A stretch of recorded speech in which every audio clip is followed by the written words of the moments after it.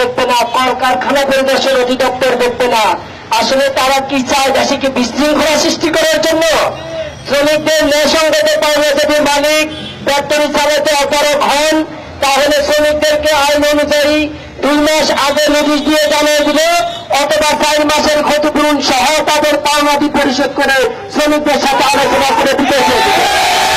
কিন্তু এই বৃহৎ মালিক বাংলাদেশে থেকে 10-12 বছর প্রতিষ্ঠান পরিচালনা করার পরেও যদি বাংলাদেশের শ্রম আইন না মানে, তাহলে তাকে ধরে এনে ফাঁসি দেওয়া উচিত আমি মনে করি।